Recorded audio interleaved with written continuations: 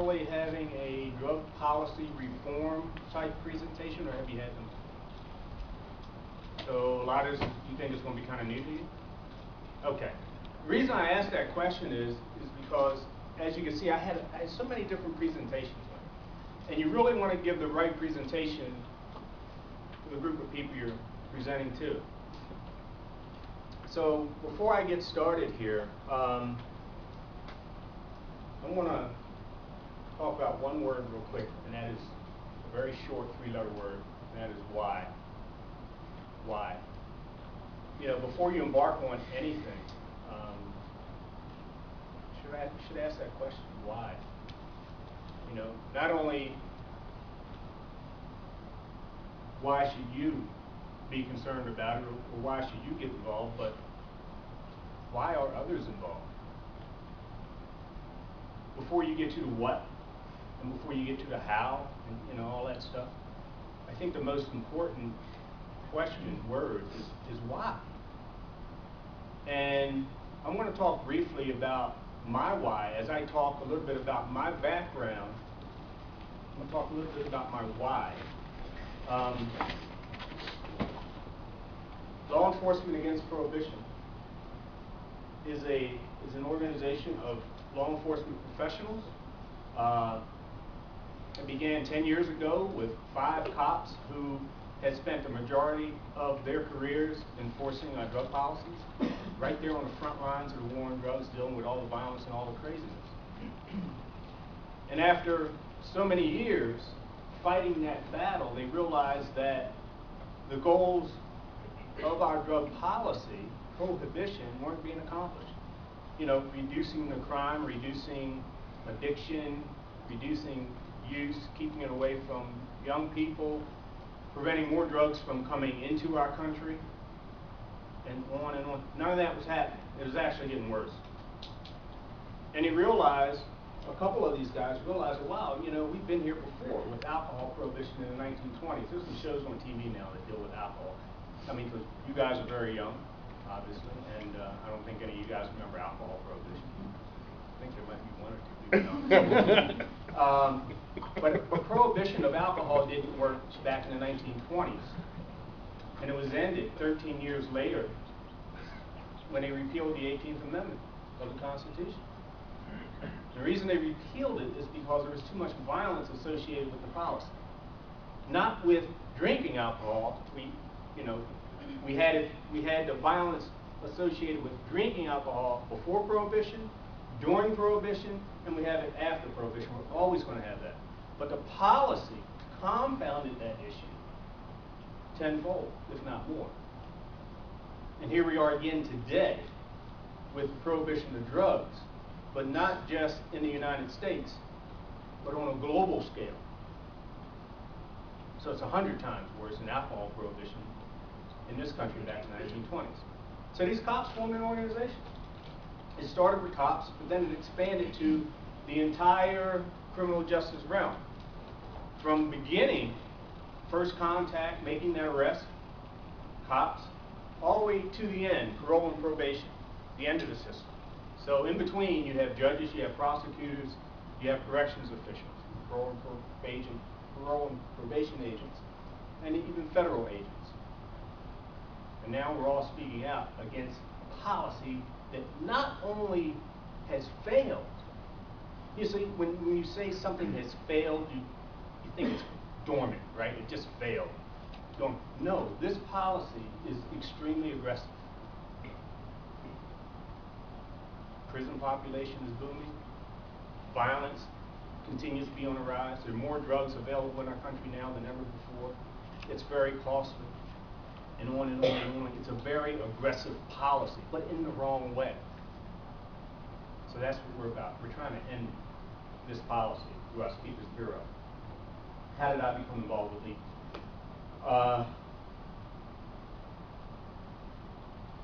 I began my career at Maryland State Police. I retired from them in 1999. I spent most of my career in narcotics enforcement. And after I retired, I went to the Baltimore Police Department and was commander of training. The first year, you know what, I'm not going to talk about that yet. We'll get to that a little later, because it is incorporated in this slide presentation.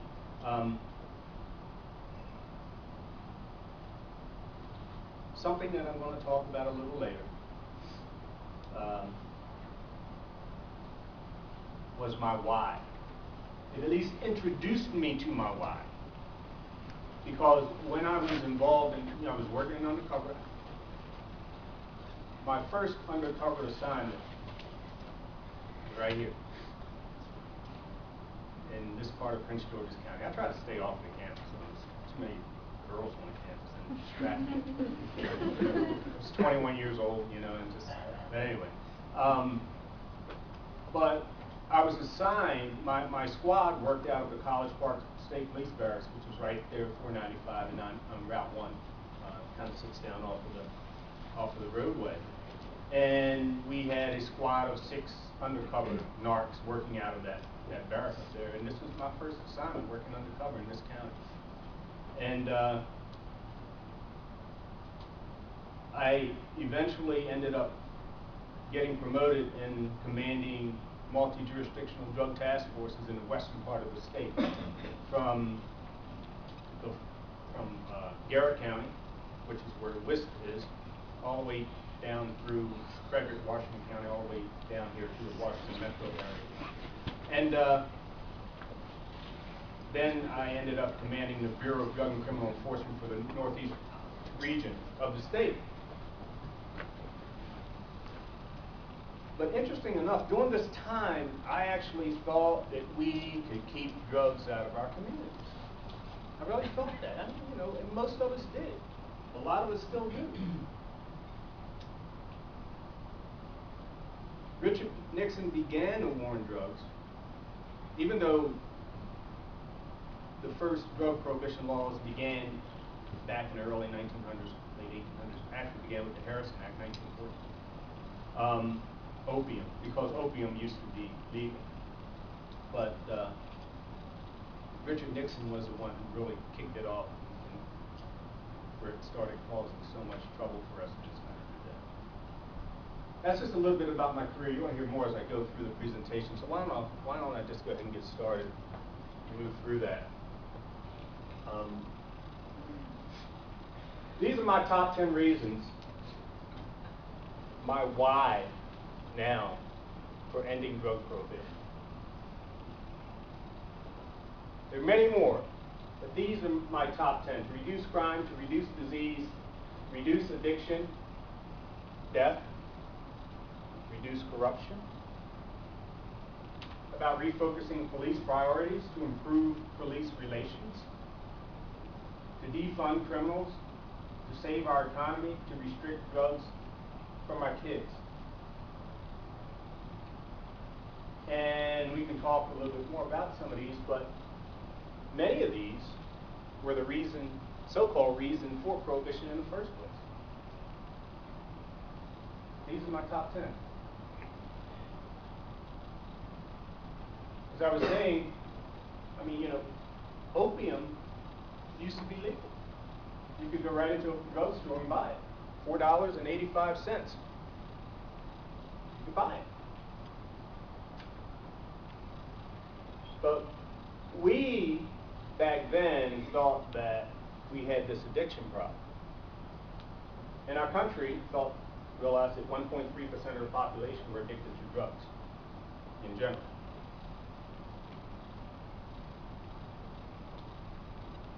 We don't have enough time today to go into the real reasons behind drug prohibition. This is one of the stated reasons. But just real quickly, the real reasons dealt with social control. The first law for prohibiting opium wasn't for everyone. It wasn't against everyone. It was focused specifically on Chinese. See, because the Chinese came into our country, they helped build the railroad, but once we had completed the major part of the railroad out west, the Chinese started taking other jobs, and they had their opium dens, and one thing led to another, and we decided that, you know what, let's just prohibit Chinese from possessing using opium. It wasn't illegal for whites.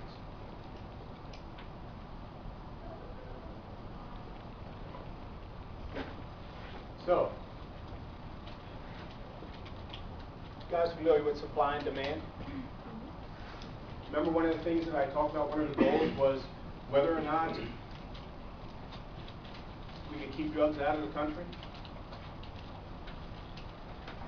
Gasoline. When gasoline is plentiful, prices do what? Go down.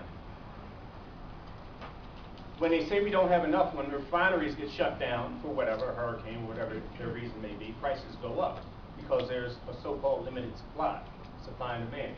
So the same thing with drugs. If we're doing a good job keeping drugs out of the country, that would mean less drugs, right? Prices should go up. Anyway, this is a DEA briefing book in 2001, and we're trying to get information from them now, but we think for whatever reasons they don't keep the same statistics because they don't do a very good, put it this way, it's not good for them. It's not good for them, as you'll see. So anyway, this is from 2001, but we've been able to get enough information to expand this a little bit. On the left you have price, and this is for heroin, dealing with one dose for getting high. On the right you have purity, which really speaks to the amount of heroin available. Now for the purpose of this, we've been able to go back to 1970. We've dug up the information to go back to 1970 at the beginning of the drug war under Richard Nixon when he started it. Because, 2 years later, that's when he actually gave birth to the DEA. 1970, $6.37 for one dose of heroin to get high, for one person to get high at one time off of heroin. The purity level was about 1.5%. It was just a few years after that that I started working undercover in this area. And as you see, as you go forward, 1980, purity 3.6%. The price went down, $3.90, and the prices have been adjusted. DEA adjusted these prices according to inflation, so we compare apples to apples. And this trend continues all the way down through the years. The price becomes cheaper for one dose, but the purity level goes up.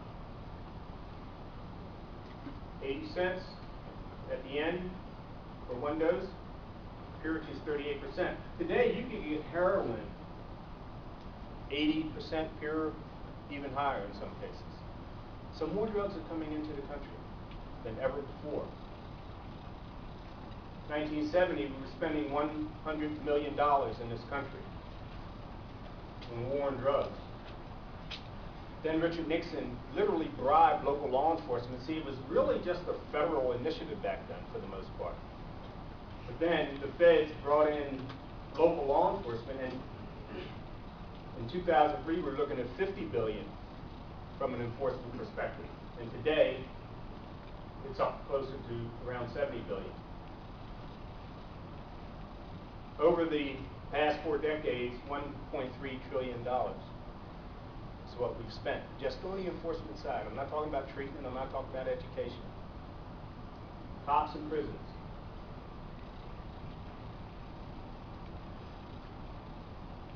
In 1970, quarter ounce of cocaine, quarter ounce of heroin, pounds of marijuana. Those were good seizures. When I started working undercover, 1 ounce of cocaine, I could get promoted. 1/4 ounce of heroin, I could get promoted. Pounds of marijuana, that was a good seizure. It was a newsworthy event. But now, we're talking tons for it to make the headlines. Another indication that drugs are plentiful in this country. And it's the same scenario in other countries around the globe. More drugs are available. That's what the overdose death rate was in 1979 for 100,000 users.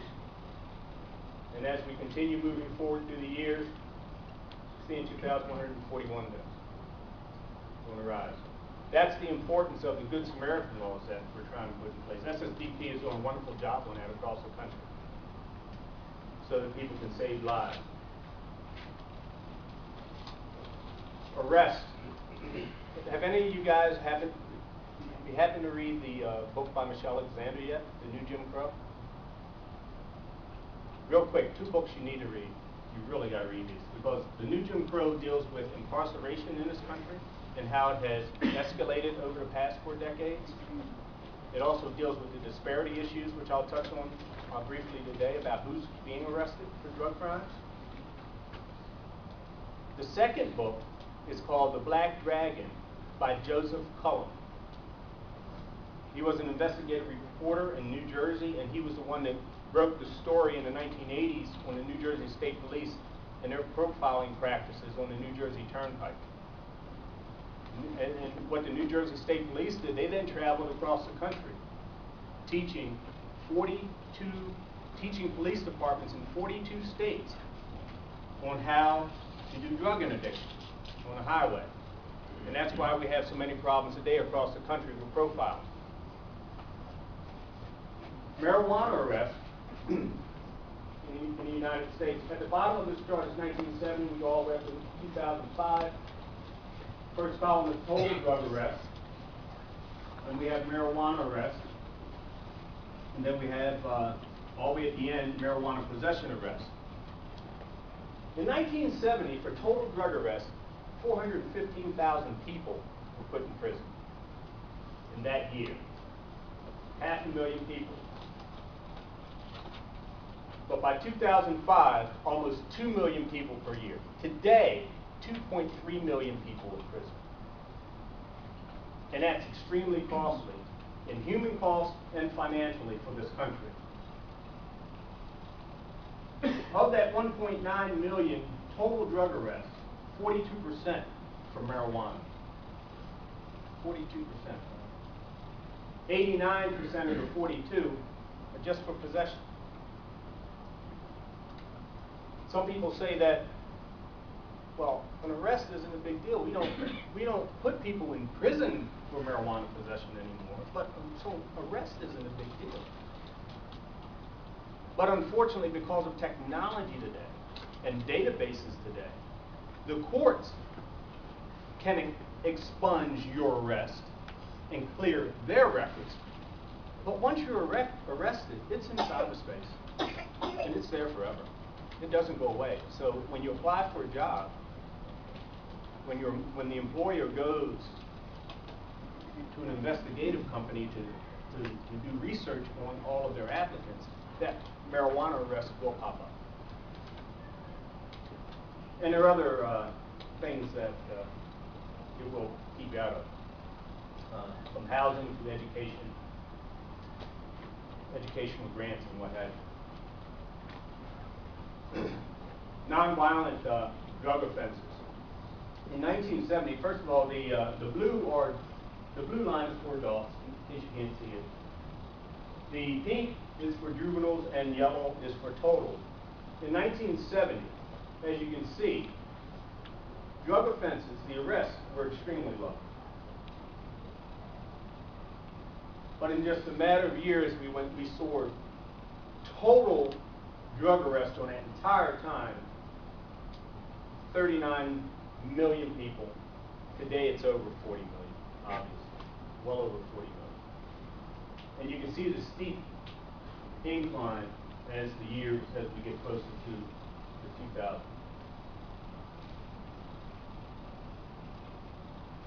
Now, after all of that, we're still at 1.3% with our eviction rate in this country. It doesn't change. At the beginning, going back to the Harrison Act, 1.3%. At the launch of the drug war in 1970 by Richard Nixon, 1.3%. And you know what, today, it's still around 1.3%.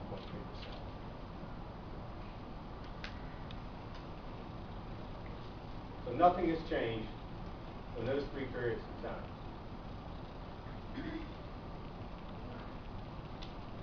Police have lost their focus.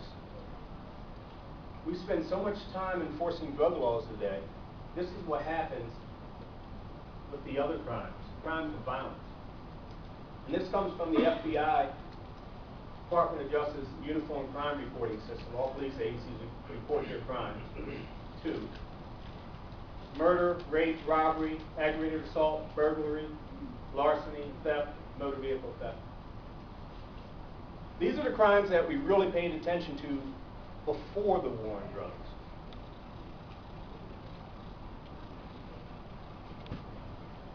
Come on, share with me. In the 1960s, before the war on drugs, we solved 9 out of 10 murders in this country. 9 out of 10 murders. Today, we only solve 6 out of 10 murders. 40% of murders go unsolved today across this country. 60% of rapes go unsolved. And 75% of robberies go unsolved. 83% of property crimes go unsolved.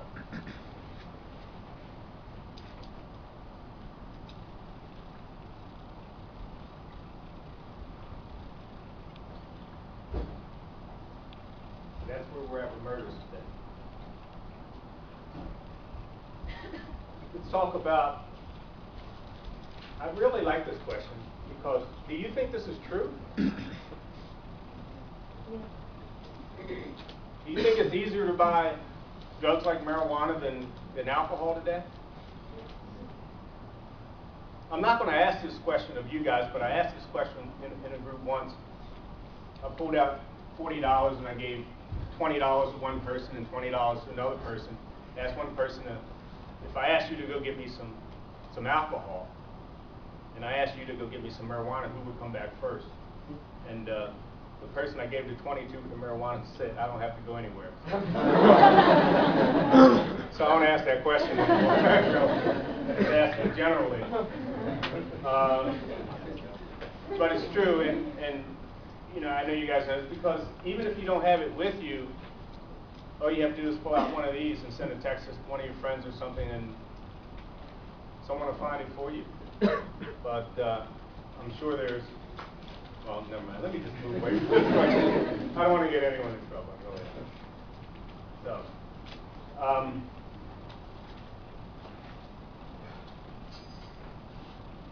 $322 billion a year are going to criminal gangs and organizations around the globe. That's a lot of money. It's a lot of untaxed money. Do you have any idea what $322 billion look like? That's not $322 billion. That's only $255 million.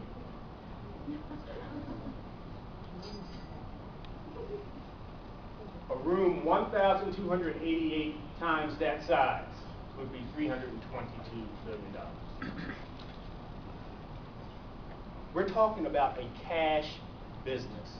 And I want to just ask this question to you guys, not for an answer. I just want you to think about something. As we wonder why this beast continues on. I mean, we know it's all about money. It was money from day one when the criminals started making their money behind this business, but now money's being made on both sides of the fence, literally. Through prison privatization, through big pharma, I mean, just through, you name it, money laundering through our banks. The value of the U.S. dollar, its rise and decline. I don't know if any of you guys in here are studying economics or whatever, but its rise and decline. Would it make sense for us, the United States, to have cash beyond our borders?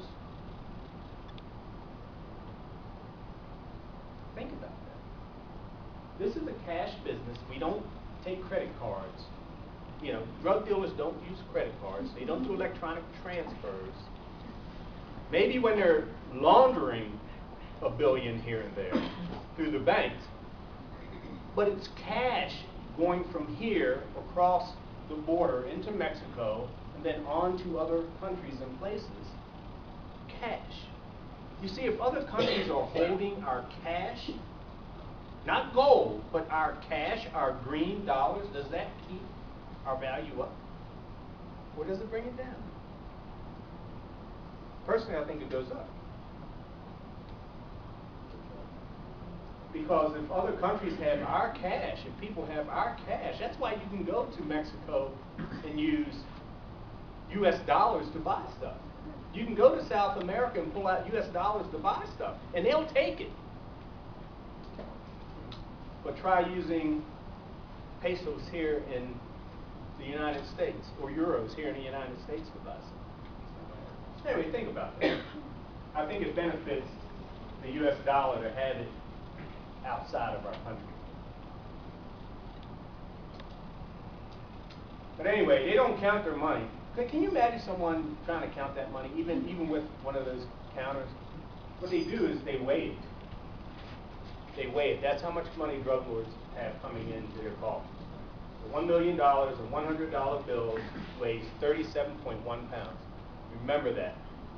Remember that. So when you start making a lot of money, you'll know how to count it. All right, so anyway, let me move along through this. So I want to get to the Q&A part of this presentation.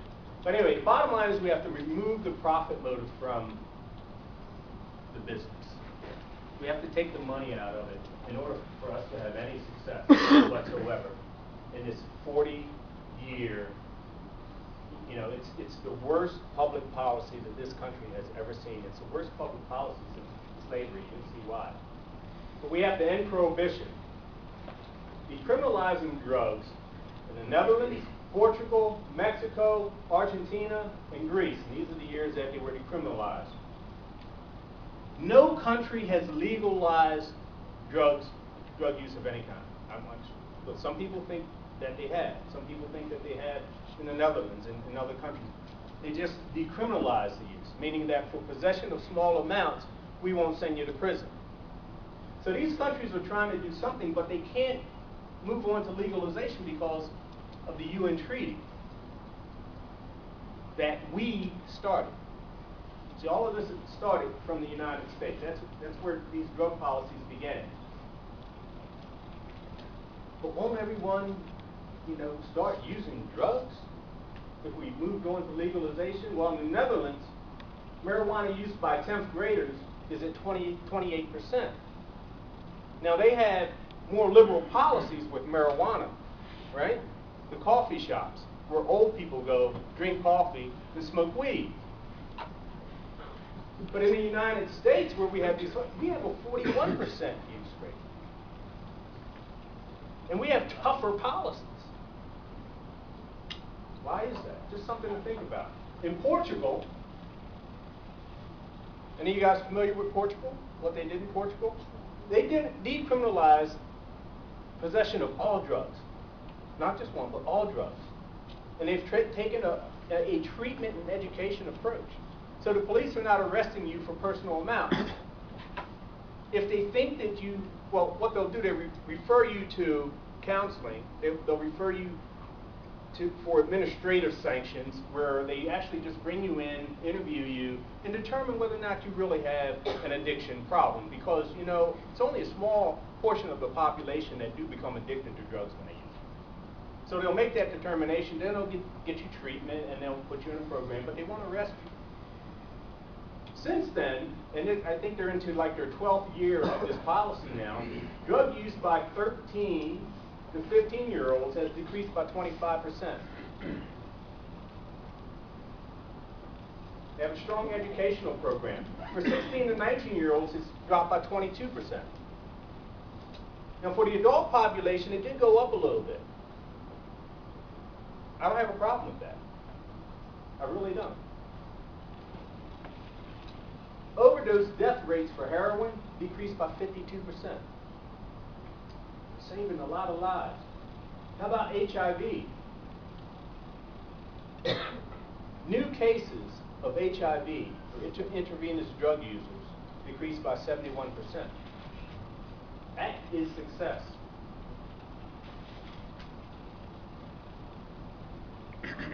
Incarceration rates in European nations are at or below 150 per 100,000 people. In March of 2008 in the United States, we incarcerated 1,009 people for every 100,000. We like locking people up. We really do. In the land of the free. In the United States, during that same time period, 943 white males for 100,000 white males went to jail in this country. I know none of you, well, I don't think any of you remember apartheid in South Africa in 1993. Because they were arresting so many black males in South Africa, many countries, including the United States, imposed sanctions on them, economic sanctions on them. That rate was 851 per 100,000 black males that they were arresting in South Africa, because we thought that was appalling. In the United States, under Prohibition during 2008, we were arresting 4,919 black males per 100,000 black males. And that hasn't changed too much today. It's gone down a little bit, but it hasn't changed too much. The outcomes of legalization would mean that 1.9 million less people would be arrested each year. That's a lot of people, and it's a lot of money, and it will save a lot of families, because when you arrest someone, the entire family goes to jail. It's not just the person getting arrested. This is a family issue. It's a family issue. $70 billion would be saved each year in this country. It would definitely help our economic situation. My why. The reason I gave it all up to head up an organization like LEAP is because of this guy. Remember, I retired from the Maryland State Police in 1999. I'd spent most of that time working undercover and managing drug task forces. This was my retirement celebration at the end of that 23 years with the Maryland State